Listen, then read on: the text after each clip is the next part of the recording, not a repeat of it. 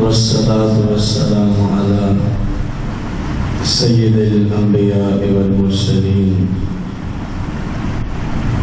وعلى آله وأصحابه وأزواجه وعلماء ملته أجمعين. أما بعد، فأعوذ بالله من الشيطان الرجيم. بسم الله الرحمن الرحيم.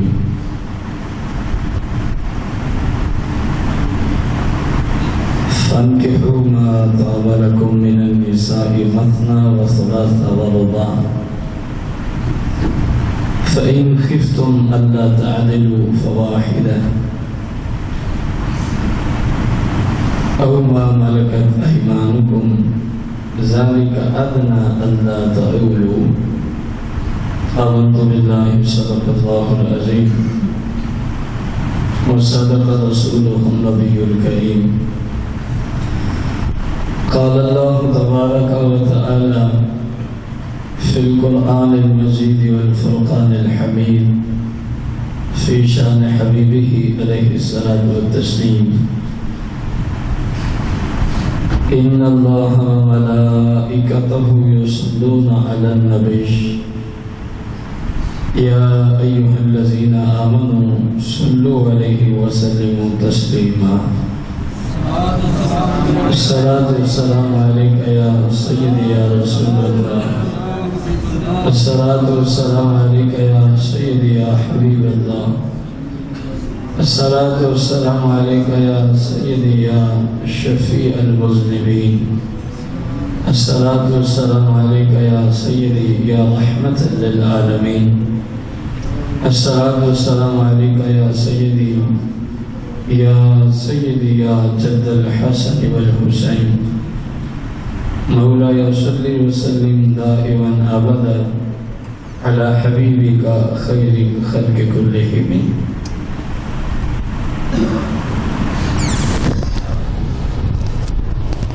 حمد و صلاۃ کے بعد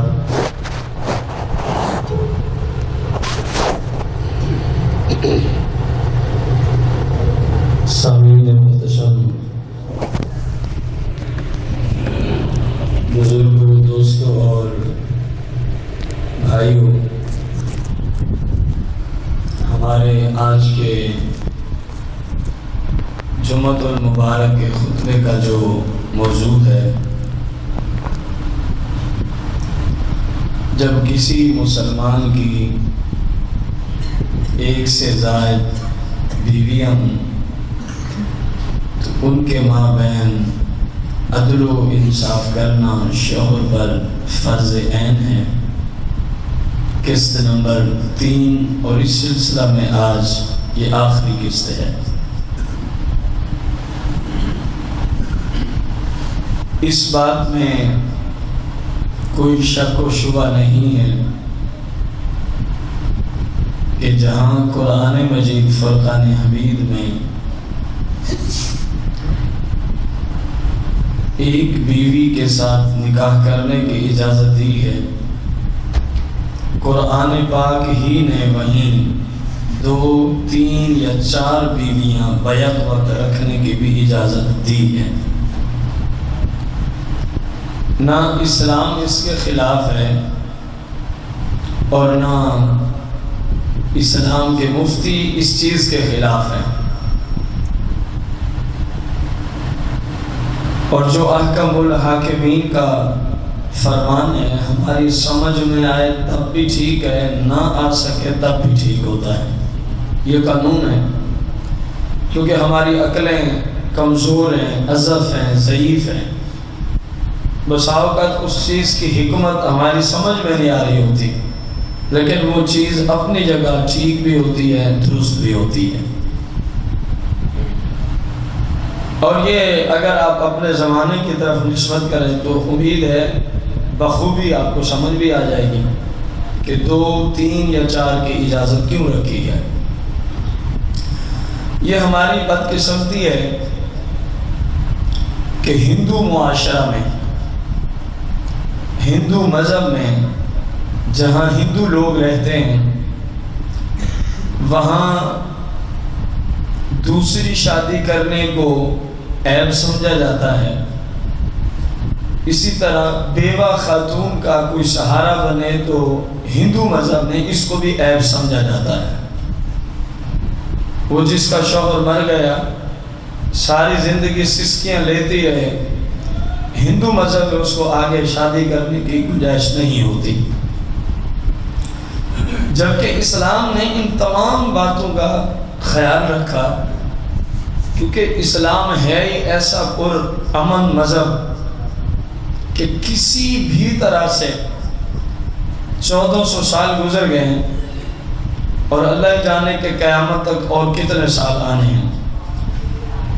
دنیا میں عقل و شعور کی دنیا میں پورے ورلڈ کے اندر کوئی ایسا شخص پیدا نہیں ہو سکتا جو اسلام کے کسی بھی شعبہ میں کسی شعبہ کی آگے لاکھوں کروڑوں جزیات ہیں، ان میں سے کسی ایک جزی پہ بھی عقل و شعور کی دنیا میں اعتراض کرے اور اس کو جواب نہ ملے، یہ بات ناممکن ہے۔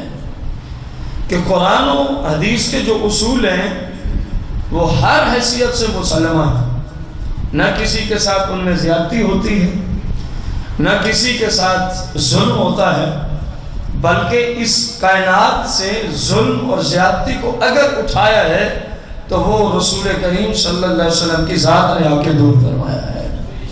آپ سے پہلے جو ظلم ہوتا تھا، جو ستم ہوتا تھا، ہر شعبہ میں، مثال کے طور پر آپ اسی کو ہی دیکھیں جو ہمارا موضوع ہے، عورت کے معاملے کو ہی دیکھیں تو اسلام سے پہلے عورت کو جانوروں سے بھی ابتر طریقے سے شوہر رکھا کرتے تھے۔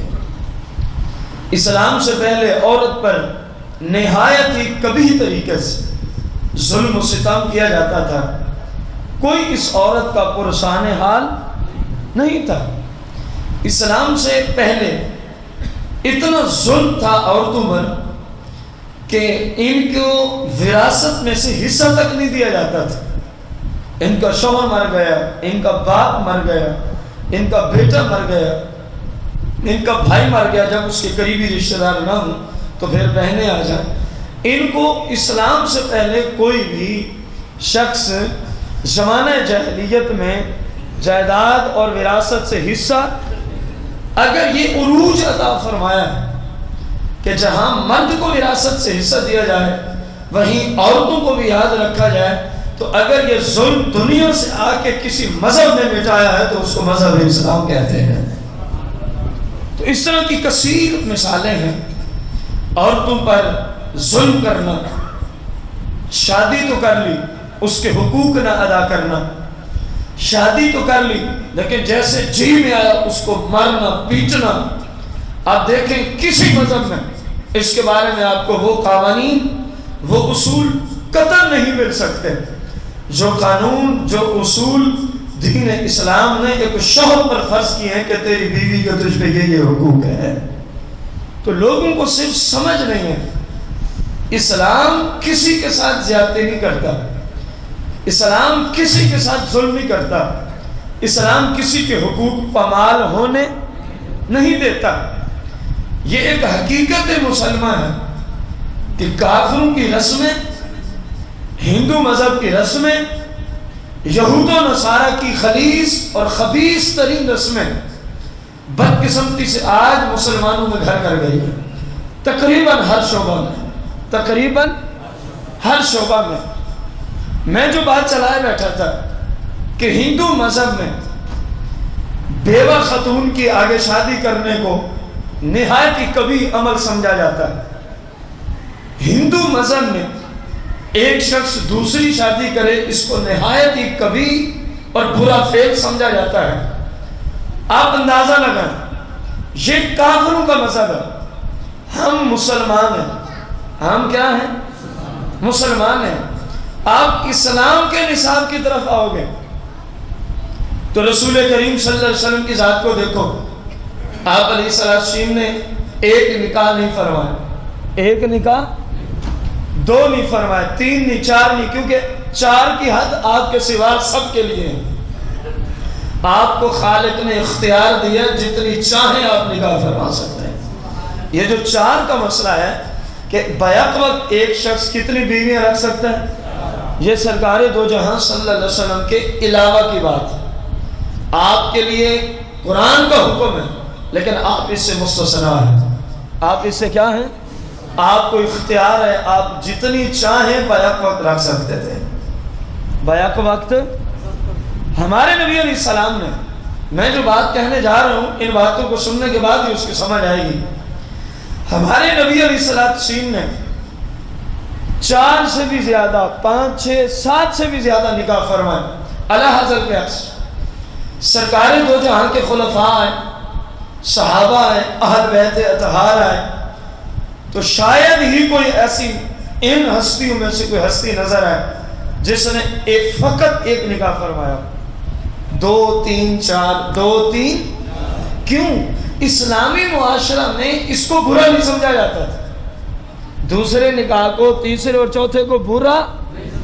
جس طرح پہلی شادی ہوتی اسلامی معاشرے میں، قرآن و حدیث میں دوسری کو بھی وہی درجہ ہوتا، تیسری کو بھی وہی درجہ، اور چوتھی کو بھی وہی درجہ ہوتا تھا اور ہے قرآن و حدیث کی روشنی میں۔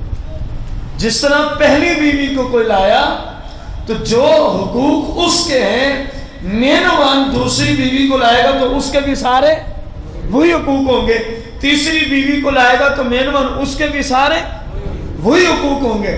اب اندازہ لگائیں، قرآن میں اس چیز کی اجازت جبکہ انصاف اور عدل کا تقاضا پورا کیا جائے، حدیث میں اس چیز کی اجازت جبکہ انصاف اور عدل کا تقاضا پورا کیا جائے، رسول کریم صلی اللہ علیہ وسلم کی سیرت مبارکہ میں اس بات کی اجازت جبکہ انصاف و عدالت کے تقاضے پورے کیے جائیں۔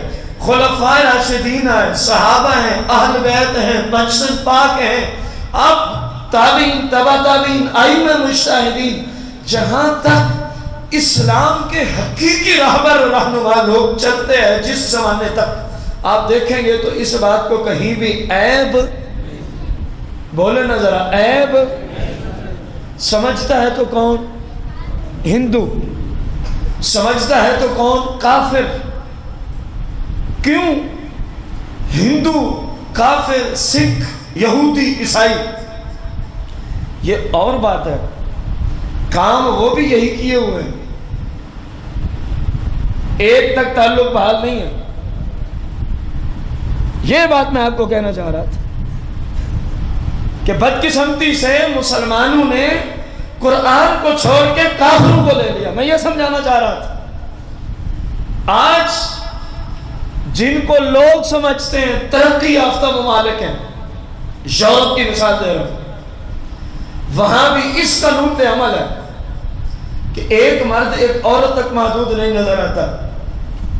یہ ان کی اپنی قسمت کہ اسلام سے دور ہیں، ایک سے شادی، بقایا 10، 15 سے دوستی۔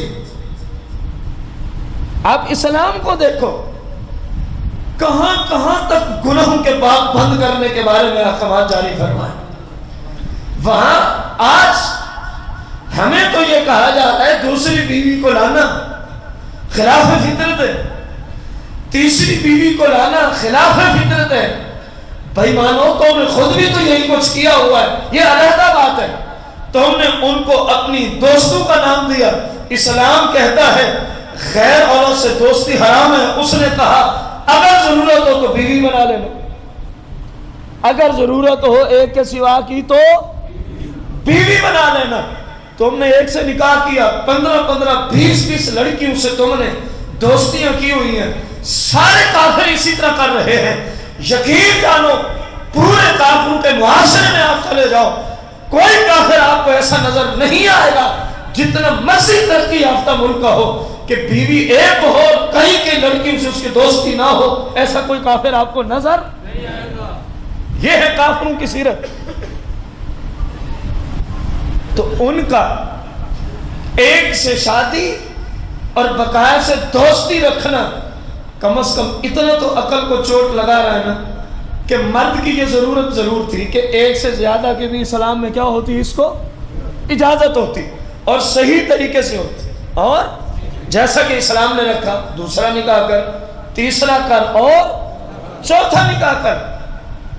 لیکن ہماری بدقسمتی کہ ہمارے گھروں میں کافروں کی ثقافت اور ان کا کلچر سرایت کر گیا ہے اور کرتا جا رہا ہے. اب تو نہایت ہی تیزی کے ساتھ یہود و نصارہ کا کلچر اور ان کی ثقافت امت مسلمہ میں تیزی کے ساتھ پھیل رہی ہے. اس کی وجہ یہ میڈیا، اس کی وجہ کیا ہے؟ میڈیا ہے. آپ کی نسلوں کو، آپ کی ذریت کو، آپ کے گھر والوں کو جو 24 گھنٹے زہر پلایا جا رہا ہے، میٹھا میٹھا زہر پلایا جا رہا ہے، یہ سرکار کی سیرت سے دور کرنے کے لیے سب کچھ کیا جا رہا ہے. ایسا ہے کہ نہیں؟ یہود نے، نصارہ نے، ہندوؤں نے، سکھوں نے، مشرکین نے، بت پرستوں نے مل جل کے ایک مسلمان کو ان کے نبی علیہ السلام کے طریقے سے دور کرنے کے بارے میں مل جل کے میٹنگیں کی، کانفرنسیں کی، بڑے بڑے اپنے اعتبار سے دانشور عقل مند لوگ بٹھائے، کروڑوں روپے ان کو بٹھانے پہ خرچ کیے اور ان کو کروڑوں روپے ماہانہ سالانہ خرچ برداشت کرنا پڑتا ہے. کام کیا ہے؟ امت مسلمہ سے ان کے نبی علیہ السلام کی سیرت کو کس طرح کھینچا جا سکتا ہے. اور یہ قانون ہے. اب کسی بھی قوم کو اگر شکست دینا چاہتے ہیں، یہ قانون مسلمہ ہے، کسی بھی قوم کو آپ کیا دینا چاہتے ہیں؟ شکست دینا چاہتے ہیں. اس قوم کے اندر بے حیائی فحاشی کو آپ عروج دے دیں بغیر جنگ کے، آپ نے ان سے جنگ جیت لی. کافر ہم سے کیوں جنگ کرتا ہے؟ اس کو تکلیف ہے ہمارے اسلامی اقتدار سے. کافر مسلمانوں سے کیوں لڑتا ہے؟ ملک شام میں اتنا ظلم کیوں ہے؟ لیبیا میں، فلسطین میں، کشمیر میں کیا قصور ہے ان مسلمانوں کا؟ صرف اتنا ہی ہے نا کہ انہوں نے اللہ کو، رسول کریم کی ذات کو آخری اور سچا. وہ کہتے ہیں کہ ہم جو اللہ اور اس کے رسول کا حکم ہے ہم اس کو فالو کرتے ہیں، اس کو لیتے ہیں. کافر اسی ایک بات میں جنگ کر رہا ہے، نہیں تم کسی چیز کو چھوڑ دو، جو ہم کہیں وہ کرو، تم آزاد ہو، تمہیں کوئی کچھ نہیں کہتے. یہی جنگ کی وجہ ہے نا. تو کتنے بدبخت ہیں وہ کہ اس وقت، اور ہم کتنے لا علم ہیں کہ اس وقت بہت سارے مسلمانوں کی تعداد ایسی ہے کہ ان کو ہتھیار نہیں اٹھانا پڑتا. جو ہتھیار کے بعد وہ لینا چاہتے ہیں وہ میڈیا کے ذریعے سب کچھ حاصل کر رہا. نوجوان ہمارا ہے، سیرت یہودیوں کی ہے. نوجوان ہمارا ہے، طریقہ عیسائیوں کا ہے. نوجوان مسلم معاشرے کا ہے اور طریقہ ہندوؤں کا ہے. نوجوان اسلامی ریاست کا ہے اور طریقہ مشرکین کا اختیار کیے ہوئے ہے. نوجوان اسلامی ریاست کا ہے اور اس کے شب و روز اس طرح گزر رہے ہیں جس طرح کوئی ہندو، عیسائی یا کوئی مشرک زندگی گزارتا ہے. بتاؤ پھر وہ اپنے منصوبے میں کامیاب ہوئے کہ نہ ہوئے؟ کون کون سی آپ کو میں مثالیں دوں؟ کس قدر اس وقت اسلام اور بانی اسلام کی توہین کی جا رہی ہے، مسلمان کر رہے ہیں. امریکہ کو اسلام کے خلاف بات کرے تو ہم اپنوں کی دکانوں کو جلانے نکل پڑتے ہیں، اپنے مسلمانوں کی گاڑیوں کے شیشے توڑ دیں گے، ذلیل کر کے ان کو رکھ دیں گے، راستے روڈ بلاک کر دیں گے، بھلے کوئی کتنا مجبور کھڑا ہو. امریکہ نے ہمارے رسول پاک صلی اللہ علیہ وسلم کی شان میں توہین کی، حالانکہ وہ کافر ہے. آپ مسلمان ہو کے قرآن کی، اسلام کی، حدیث کی، رسول اللہ کی سیرت، سنت اور سرکار تو جہاں کی توہین کیے جا رہے ہیں، آپ کو شعور تک ہی نہیں ہے. یہ ہے ہمارا عشق مصطفیٰ، یہ ہے ادب مصطفیٰ، یہ ہے تعظیم مصطفیٰ. آپ اندازہ لگائیں جو میں نے باتیں کی یہ سب کچھ ہو رہا ہے کہ نہیں ہو رہا؟ آخر کیوں؟ کیونکہ ہم بک چکے. یہود و نصارہ کے کلچر پر ہم بک چکے. ہم نے کہا ہم تمہارا کلچر قبول کرتے ہیں، ہم اپنے کلچر کو چھوڑ دیں گے. تبھی تو انہی کی ساری یہودیوں کی کہانیاں ٹیلی ویژن پہ ہم بیٹھے ہوتے دیکھتے. اگر ہمیں اپنے محبوب کے طریقے سے ان کا طریقہ گندا نظر آتا تو اپنے گھر میں کیوں چلنے دیتے؟ اگر ہمیں رسول کریم صلی اللہ علیہ وسلم کی سیرت اور سنت یہودیوں کے طریقے سے معاذ اللہ ثم معاذ اللہ اچھی لگتی ہوتی تو ہم اپنی بیٹیوں کو، اپنی بیویوں کو، اپنے بچوں کو، اپنے والدین اور خود شامل ہو کے یہودیوں کا طریقہ اپنے گھر میں چلنے دیتے؟ چل رہا 1000 میں ایک بندے کے گھر نہ چلتا تو میں نہیں کہتا، باقی سب حاجی بھی، نمازی بھی، ائمہ بھی، پیر بھی، اور سارے اکٹھے ہی ہیں۔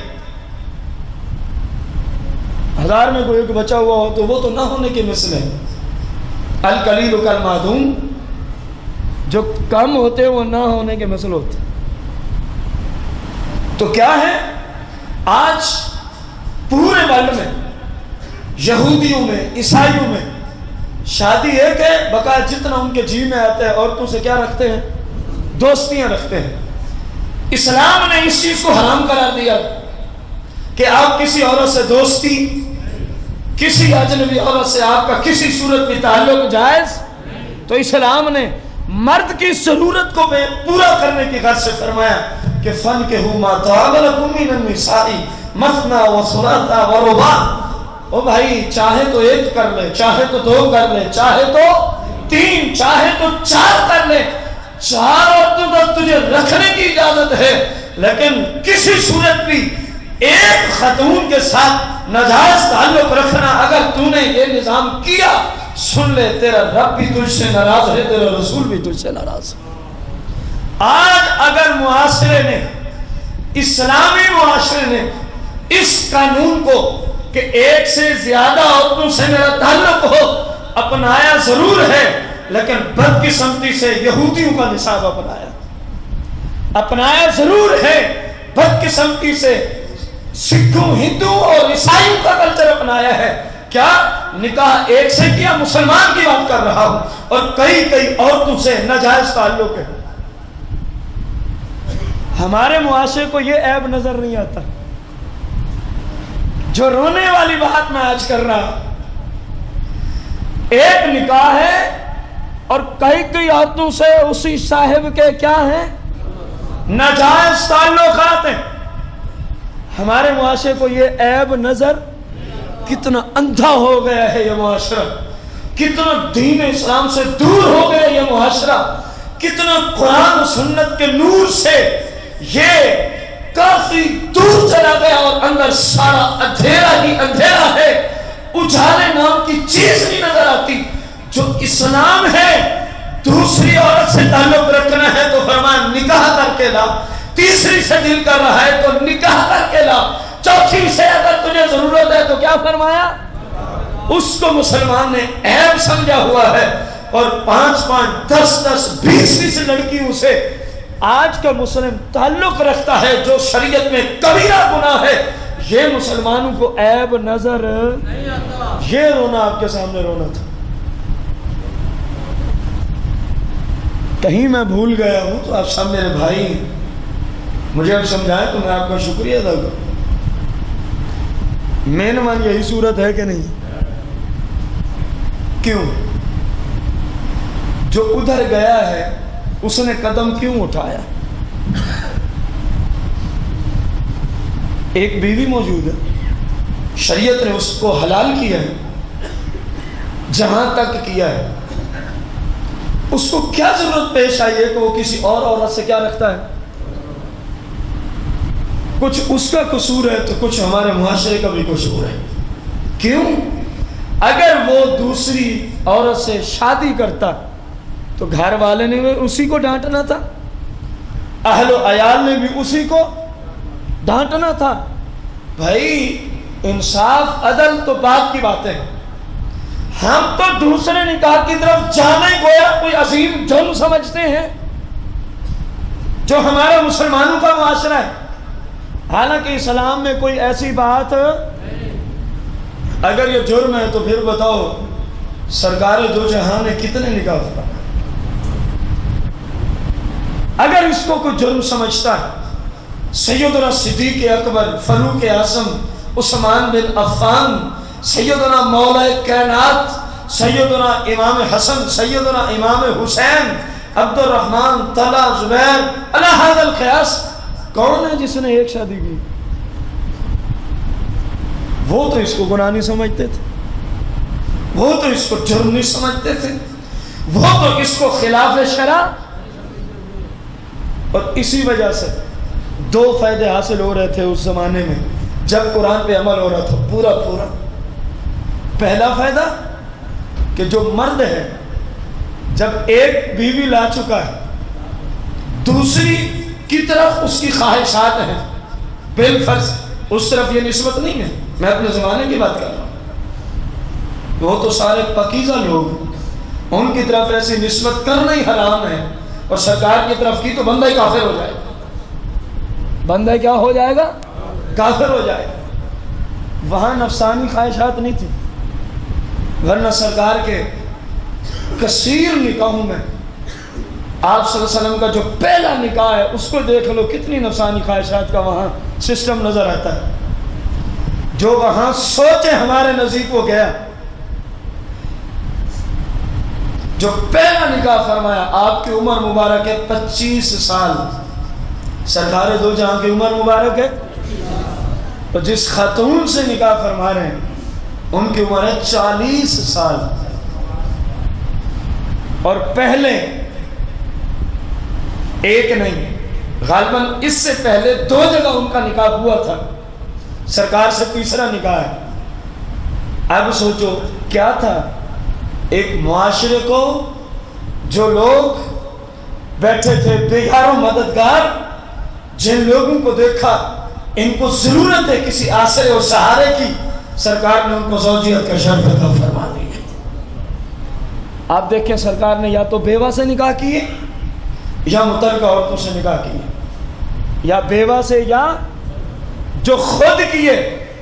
کنواری لڑکی سے سرکار کا نکاح کوئی ثابت نہیں کر سکتا جو خود کیے. ایک نکاح کنواری خاتون سے ہوا، خوش قسمت سیدتنا عائشہ صدیقہ سلام اللہ علیہا سے. وہ سرکار نے خود نہیں کیا، وہ جبریل آئے تھے. سید عائشہ صدیقہ سلام اللہ علیہ، صدیق اکبر کی شہزادی، سرکار کی بیوی اور صحابیات کی مفتیہ، صدیق اکبر کی شہزادی. یہ اکیلی وہ خاتون ہے جن کو سرکار نے زوجیت کا شرف بخشا، اور ہیں بھی کنواری. تو خود نہیں پیغام بھیجا، جبریل آتے ہیں، جنت سے ڈش، اس کے اوپر رومال. اللہ فرما رہے یہ خاتون ہے، ہم نے اس کے ساتھ آپ کا نکاح کر دیا. جب دیکھا گیا تو سید عائشہ کی ذات ہے. تمام بیوہ مطلقہ جو بیچاری معاشرے میں پسی ہوئی تھی، امت کو درس جو دینا تھا، جو بات میں کرنا جا رہا تھا، اگر ہم اسلام پہ عمل پیرا ہوتے، آج کتنی بیوہ خاتون ہیں، آج کتنی مطلقہ خواتین اسلام ہیں. کیوں؟ دوسری شادی، تیسری یا چوتھی خواہشات کے لیے تو پہلے کی اجازت نہیں، اسلام کے نظام کو پورا رکھنے کے لیے. اب ایک شخص جب 2 بیوہ خاتونوں کا اگر سہارا بن جائے اللہ کی رضا کی خاطر، تو بتاؤ یہ اللہ رسول کو پسند ہے کہ نہیں؟ جس کا کوئی معاشرے میں پرسان حال نہیں، جس کا کوئی معاشرے میں پرسان حال نہیں. ایک تو یہ ہے کوئی کہ جس کا کوئی پرسان حال نہیں، اس کو شوہر مل گیا، اللہ کریم نے اس کے سارے اخراجات شوہر پہ پھنس کر دی. اب اس کی زندگی سکھ کی گزرے گی، اس کی زندگی آسانی سے گزرے گی. اور دوسرا بتقاضۂ بشریت، اب اس کو کہیں گناہ میں بھی منہ نہیں مارنا پڑے گا. بتقاضۂ بشریت، اسلام نے تو ہر طرف دور دور تک نظام ایسا دیا ہے ہر شعبہ میں کہ عقل و وہم سے آگے جو گناہ کے دروازے ہوتے ہیں اسلام ان کو بھی اپنے قوانین کی روشنی میں بند کر دیتا. لیکن ہماری قسمت، ہم نے اسلامی قوانین کو چھوڑ دیا، رسول اللہ علیہ السلام کے دیے ہوئے طریقہ مقدسہ کو چھوڑ دیا، یہود و نصارہ کو لیا. اس لیے ہم ذلیل و خوار ہیں، اس لیے آج ہم پریشان حال ہیں، اس لیے آج امت مسلمہ ذلت کا شکار ہے. پورے ورلڈ میں آپ دیکھ لیں جتنا ظلم اس وقت مسلمانوں کے ساتھ ہے، کائنات میں کسی ہندو اور یہودی کے ساتھ اتنا ظلم ہے؟ حالانکہ یہ ساری سختیوں کے مستحق کفار ہیں، مسلمان نہیں۔ جو اللہ کو ایک مان رہا ہے، جو رسول اللہ کو آخری اور سچا رسول، کیا اس پہ سختی ہو کہ چھوٹے چھوٹے معصوم بچے عمر کے اعتبار سے، کوئی 5 سال کا ہے، کوئی 8 سال کا ہے، کوئی 10 کا، کوئی 15 کا، ان کو لوہے کے جنابے والا پنجرے میں بند کر کے ان کے اوپر پٹرول چھڑک کے زندہ کو آگ لگا دی جائے، کیا یہ اس کی سزا ہے جو اللہ کو سجدے کرتا ہے، یا اس کی سزا ہونی چاہیے جو بتوں کو سجدے کرتا ہے؟ آج ہمارے مسلمان بہنوں اور بھائیوں کو پنجروں میں بند کر کے یہود و نصارہ زندہ کو آگ لگا دیتے ہیں۔ اس سے بڑھ کے بھی کوئی ذلت کا نظام ہے؟ حالانکہ اسلام نے کسی کافر کو بھی آگ کا عذاب دینے سے منع کر رکھا۔ آپ اندازہ لگا، رسول کریم صلی اللہ علیہ وسلم کی حدیث مبارکہ، جنگ میں کافر تمہارے ہتھے چڑھ جائے، فرمایا آگ سے عذاب دینے کی اجازت نہیں۔ آگ سے عذاب دینا احکم الحاکمین کی شان ہے، سرکار نے روک دیا۔ آج ہم اتنا ذلت اور رسوائی میں ہیں، حقیقت کیا ہے، وجہ کیا ہے؟ ہم نے اپنے سرکار دو جہاں کے دیے ہوئے طریقوں کو چھوڑ دیا ہے۔ یہ مین وجہ جس کی وجہ سے ہم ذلیل و رسوا ہیں۔ جو عذاب کافر کو نہیں دیا جا سکتا دنیا میں، وہی عذاب آج جو اللہ کو ایک مانتا ہے وحدہ لا شریک، اس کو دیا جا رہا ہے زندگی میں۔ بھائی کافر کو ہم نے مارا نا جہاد میں، مارنے کے بعد فرمایا اس کی لاش کو تم نے آگ میں نہیں ڈالنا، اندازہ لگاؤ، اور ادھر زندہ مسلمان کو آگ لگا کے مار دیا جاتا ہے، زندہ مسلمانوں کی آنکھیں نکال کے ان کو اندھا کیا جا رہا ہے، زندہ مسلمانوں کے ہاتھ کاٹے جا رہے ہیں، زندہ مسلمانوں کو جتنا ہم سوچ سکتے ہیں اس سے بھی اگلے درجے کی اذیت، تکالیف، ہماری ماں بہنوں اور بیٹیوں کی عزت کو تار تار کیا جا رہا ہے۔ پورے ورلڈ میں اگر یہ سارا کچھ ہے تو صرف اسلام والوں کے ساتھ۔ وجہ کیا ہے؟ اسلام والوں نے اپنے طریقے چھوڑ دیے ہیں، اسلام والوں نے اپنا نصاب ترک کر دیا ہے۔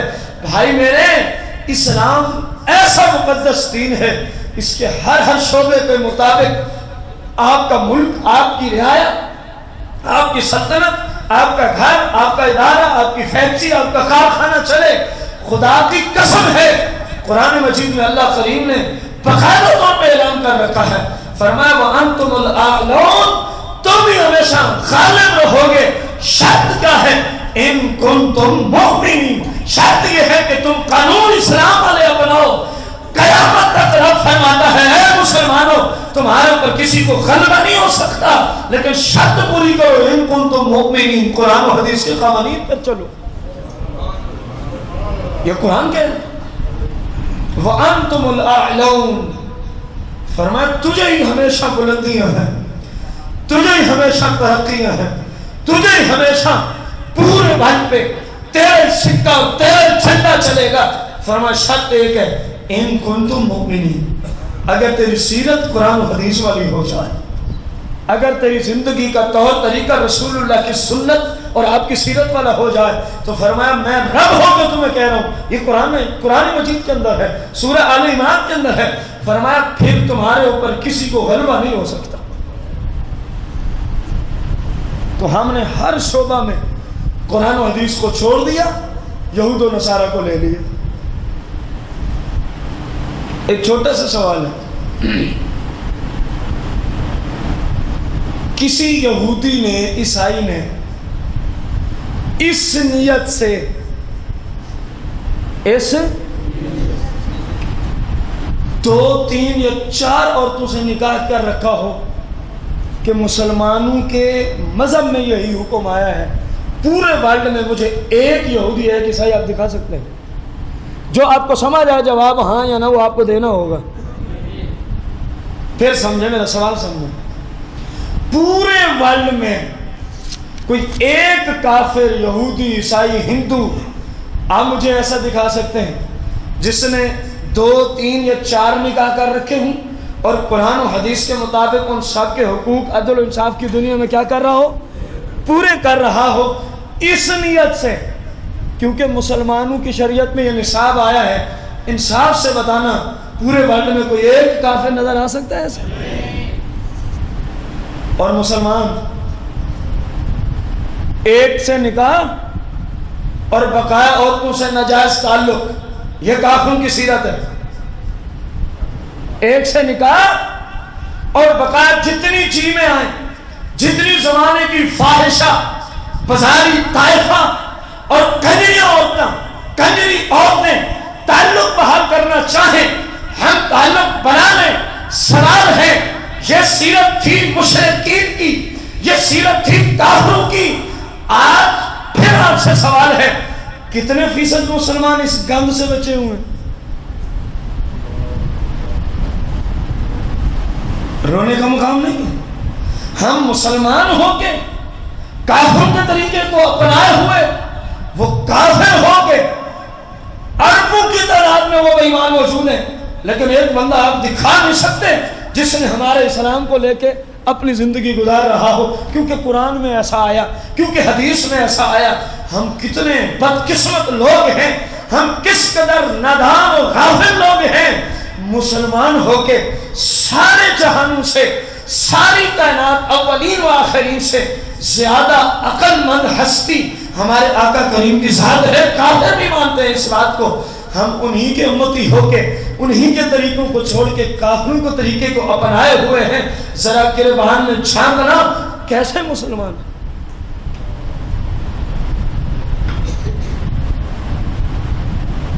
گریبان میں جھانکنا، کوئی ایک کافروں کا گھر مجھے دکھایا جائے جس گھر میں اسلامی کوئی چینل جیسے المباشر ہے، مدنی چینل ہے، جو خالص اسلامی ہے، جو خالص کیا ہے؟ کیونکہ المباشر ہے، اس میں اگر پیچھے کعبہ شریف منظر کے طور پہ دکھایا جا رہا ہے تو صرف قرآن پڑھا جا رہا ہے۔ صرف کیا پڑھا جا رہا ہے؟ اذان دیں گے یا قرآن، بس۔ اگر پیچھے مدینہ منورہ دکھا رہے ہیں تو صرف رسول اللہ کی حدیثیں پڑھی جا رہی ہیں، صرف سرکار کی۔ دوسرا چینل ہے مدنی چینل، وہ عربی میں ہے، یہ اردو میں۔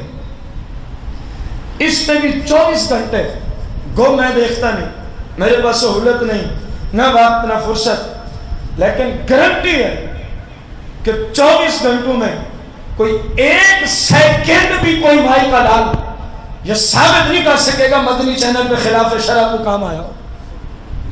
جو دیکھتے ہیں وہ تو کم از کم ساتھ دینا میرا۔ کوئی کام خلاف شرع نظر آتا ہے؟ مجال ہی کیا ہے کہ کوئی عورت دور تک اس کی آواز نظر آئے، چہ جا کے پوری ننگی خاتون کو سامنے بٹھا دیا جائے، اور یہ ہمارا ترقی پذیر معاشرہ ہے۔ تو جو تیری ماں بہن جب اس ننگی کو دیکھے گی تو اس کے دل میں نہیں چاہت ہوگی میرا لباس بھی ایسا ہونا چاہیے، اور اسی لیے تو ساری عورتیں ننگی پھر رہی ہیں بازاروں میں۔ ہم بڑے غیرت مند تو ہیں، ہمارے اندر غیرت و عروج پہ ہے، ہمارے اندر غیرت عروج سے اگلے درجے پہ ہے، لیکن قرآن و حدیث کی روشنی میں دیکھیں تو زیرو سے بھی پیچھے نکل گیا غیرت کی دنیا میں آج کا مسلمان، الا ماشاءاللہ۔ جس کی ماں بہن بیوی بیٹی بے پردہ بازار میں نکلتی ہے، ٹائٹ اور باریک لباس میں نکلتی ہے، آپ اس کو غیرت مند مسلمان سمجھتے ہیں؟ قرآن حدیث اس کو غیرت مند نہیں کہتا۔ کوئی ناراض ہو یا راضی، میری ذمہ داری ہے حق بات پہنچانا ہم تک۔ قرآن و حدیث ایسے مسلمان کو، خواہ وہ مفتی صاحب ہی کیوں نہ ہوں، اسلام کی روشنی میں وہ غیرت مند نہیں ہے جو اس کی ضد ہے۔ اب میں بولتا نہیں، آپ کو سمجھ آ ہی رہی ہوگی۔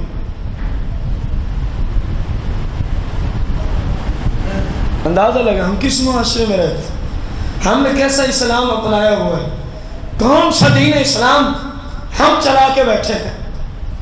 2 چینل ہیں ہماری معلومات کے مطابق جو خالص اسلام ہے۔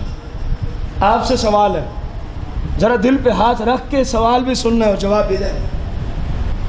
پورے ورلڈ میں جتنے کافر ہیں کوئی ایک گھر آپ دکھا سکتے ہیں کافروں کا جو اس لیے المباشر کو سنتا ہو، جو اس لیے مدنی چینل کو دیکھتا اور سنتا ہو کہ اس پہ مسلمانوں کے پروگرام نشر ہوتے ہیں؟ پورے ورلڈ میں آپ کو ایک کافر دکھا سکتے ہیں؟ جن کو میری بات سمجھ ہے یہ کم از کم وہی بولیں۔ بہت ساروں کو تو سمجھ ہی نہیں آتی نا ایسی باتیں، مجبوری ہے۔ ظاہر ہے جب میرے ہی خلاف بات ہو رہی ہے تو مجھے کیسے سمجھ آئے گی؟ اگر سمجھ آ جائے میں تو پھر پرہیزگار بن جائے، اور یہ ہم چاہتے نہیں، پرہیزگار بننا ہم چاہتے نہیں، متقی بننا ہم، اس لیے ہم اس طرف آتے ہی نہیں۔ بس اپنے آپ کو سمجھا کے باہر جا کے اوہ ان کا کام ہی یہی ہے، ٹھیک ہے سن لیا نا، صحیح ہے، ان کا کام ہی ہے، کیونکہ یہ گھر سے فالتو ہے نا بیچارے، یہ اپنے باپ کی کہانی آپ کو سناتے ہیں نا، ان کا کام ہی یہی ہے، ان کا کام ہی یہی ہے۔ ہمارے یہاں یہ ایک جملہ عروج پہ، جب ہم معاشرے پہ بولیں، جو غلطیاں موجود ہیں ان کی طرف آپ نشاندہی کریں، دل میں ادھر اور باہر نکل کے ادھر سنا تھا آج، او یار ان کا کام ہی ہے، بس ٹھیک ہے جو کر رہے ہو صحیح ہے۔ کیا یہ شعبہ فالتو کھاتے میں؟ کیا اسلام نے اس شعبے کو کوئی اہمیت نہیں دی؟ ورنہ پھر وہ روایت کہاں ہے، وہ شریعت کے قانون کہاں ہیں؟ فرمایا اگر علامہ عبدالعزیز الدباغ رضی اللہ تعالیٰ اگر لوگوں کو علم ہو جائے بعمل صحیح العقیدہ عالم کی شان کیا ہے، فرمایا تو یہ محلے والے لائن میں کھڑے رہے، ایک کہے میں نے کاندھوں میں اٹھانا ہے، دوسرا کہے میں نے کاندھوں میں اٹھانا ہے، تیسرا کہے میں نے کاندھوں میں، اس کو ہم نے زمین پہ نہیں چلنے دینا۔ فرمایا اگر لوگوں کو علم آ جائے، شعور مل جائے کہ ایک عالم شریعت کو رب کے ہاں کتنا رتبہ ہے، تو اس کو لوگ پیدل نہیں چلنے دیں گے، جہاں بھی جانا ہوگا کاندھوں میں اٹھا کے لیے کھڑے۔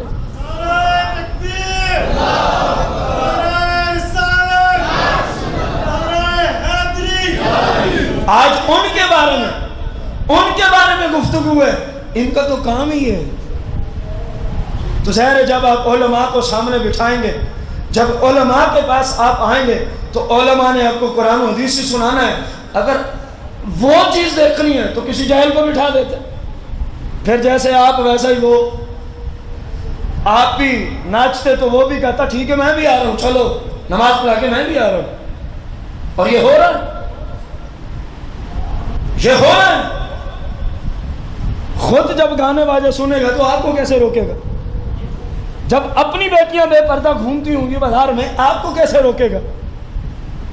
اپنی بیوی جب گھومتی ہو بے پردہ ٹائٹ اور یا پریز لباس میں بازاروں میں، تو آپ کو وہ روک سکتا ہے اسٹیج پہ بیٹھ کے؟ آپ تو سامنے کھڑے ہو جائیں گے۔ اتنے جرم ہے تو آپ کی اپنی بیوی کیوں باہر جاتی ہے بے پردہ؟ جاہلوں کو بٹھانا چاہیے۔ پھر خدا کا خوف کرو، کچھ اپنی قبر و آخرت کے بارے میں سوچو۔ ایسے جملوں کا اور کیا مطلب ہے سوائے دین اسلام کی توہین کے، سوائے قرآن و حدیث کی توہین کے، قرآن و شریعت کی مذاق کے؟ اور ان کا کام ہی ہے ان کو لگا رہنے میں، انہیں تو ضرورت ہی نہیں ہے، انہیں پہلے علم ہے، اس پہ عمل بھی ہے، وہ تو تمہاری خیر خواہی چاہتے ہیں۔ جتنے بھی علماء حقہ بیٹھے ہیں بعمل علماء، وہ جو اتنی محنتیں کر کے لیکچر تیار کر کے لاتے ہیں، اپنے سامعین کی ہدایت کے لیے سب کچھ کر رہے ہیں نا، کہ یار ان تک بھی قرآن و حدیث کا صحیح پیغام پہنچ جائے۔ تو بتاؤ پورے ورلڈ میں کوئی ایک کافر گھر ایسا ہے جس میں مدنی یا المباشر چینل کو اس لیے سنا دیکھا جاتا ہو کہ مسلمانوں کا نصاب چل رہا ہے؟ بتائیے گا ذرا۔ پورے ورلڈ میں مسلمانوں میں کتنی تعداد ہے جو میڈیا پہ سوائے المباشر اور مدنی چینل کے اور کسی چینل کو نہیں دیکھتے، اور کسی چینل کو؟ کتنی تعداد ہے مسلمانوں؟ اور چینلوں پہ کن کی سیرت ہے؟ یہودیوں کی، عیسائیوں کی، ہندوؤں کی، بت پرستوں کی، مشرکین کی۔ مر جانے کا مقام ہے ایک مسلمان کے لیے کہ وہ ایک گھر نہ نظر آئے ہمارے نصاب کو دیکھنے سننے کے لیے، اور ہمارے ہر گھر میں ان کا نصاب چلے، تو مر جانے کا مقام ہے کہ نہیں؟ ہمارے ہر گھر میں ان کا نصاب. تو یہ اس شعبہ میں 1 2 یا 3 یا 4 بیویوں تک اجازت. شرط کیا ہے؟ فرمایا عدل و انصاف کرنا ہے. ان کے مابین کیا کرنا ہے؟ عدل و انصاف کرنا ہے. جتنے دن اس بیوی کے پاس رہیں گے اتنے اس کے پاس رہنا پڑے گا. جس طرح کی آج پکانے کے لیے سبزی اس کو دی ہے منمن اسی طرح کی سبزی اتنی وزن کی اس کو. جس طرح کے فروٹ اس کے لیے لائے گئے جس جنس کے جس قسم کے اور جس وزن کے اتنے ہی دوسری کے لیے. جیسا کپڑا اس کے لیے لائے ویسا ہی اس کے لیے لانا پڑے گا. اور اگر یوں نہ کیا اگر یوں تو پھر سوائے جہنم کے اور کوئی ٹھکانہ نہیں. قرآن بھی آپ پیچھے سونا ہے اسی موضوع پہ. سرکار کی حدیثیں بھی آپ اسی موضوع پہ. جس کی 1 سے زائد ہوں ایک طرف اجازت دی تاکہ زنا کا دروازہ بند ہو. ایک طرف اجازت دی 4 تک کرو تاکہ زنا اور فحاشی بے حیائی کے دروازے بند ہوں. اور دوسری جانب پابند کیا جب کسی کی عزت کو لاؤ تو پھر شریعت کے مطابق حقوق بھی ادا کرو. ورنہ جہنم تمہارا مقدر مقدر. میرے بھائیوں بزرگوں نوجوان دوستوں اندازہ لگاؤ اسلام ہمیں کتنا مقدس طریقے دیتا ہے. اسلام ہمیں زندگی گزارنے کے کتنے مقدس راستے اور کتنے اعلیٰ ترین قسم کے اسلام ہمیں طریقے عطا کرتا ہے. ہماری قسمت کہ ہم اسلام کو چھوڑ کے غیروں کے پیچھے. ایسے ہے کہ نہیں؟ تبھی تو ذلیل و رسوا. اگر کوئی یہاں دوسری کرتا بھی ہے اسلام سمجھ کے نہیں کرتا, اپنی جھوٹی خواہشات کی خاطر, یا پہلی بیوی پہ ظلم کرنا مقصود ہوتا ہے. میں لا رہا ہوں دوسری بیوی, پھر دیکھنا تیرے ساتھ کیا حشر ہوتا ہے. ارے جاہل نادان, تو جو بیوی کو دھمکیاں دے رہے تجھے کیا پتا کہ اب تو کعبے میں بھی مر جائے نا تو جانا تو نے پھر بھی دوزخ میں. اگر تو پہلی بیوی کے حقوق اس طرح نہیں ادا کرے گا جس طرح کہ دوسری کے کر رہا. ہمارے زمانے میں یہ نہ تجھے طلاق دوں گا نہ تجھے آباد کروں گا, ساری زندگی سسکیاں لے کے تجھے مرنا پڑے گا. یہ تیری جھوٹی سوچ ہے. قرآن نے تو تیری اس سوچ پہ یوں ضرب لگائی کہ تو نمازیں پڑھ, تو حج کر, تو زکوٰۃ دے, تو کعبے میں رہے, تو مدینے میں رہے. اگر ساری بیویوں کو ایک جیسا نہ رکھا تو سن لے دوزخ تیرا مقدر بنا دیا. تیرا رب بھی ناراض ہے, تیرا رسول بھی ناراض ہے. خدا را کچھ سوچو. دیکھو ہم مسلمان ہیں اور مسلمان کا ہر کام اللہ اس کے پاک محبوب کے دیے ہوئے طریقے کے مطابق ہوتا ہے, وہ مسلمان ہوتا ہے. خدا را سوچو, یہ زندگی مختصر ہے, آج نہیں تو کل ہمیں دنیا کو چھوڑنا ہی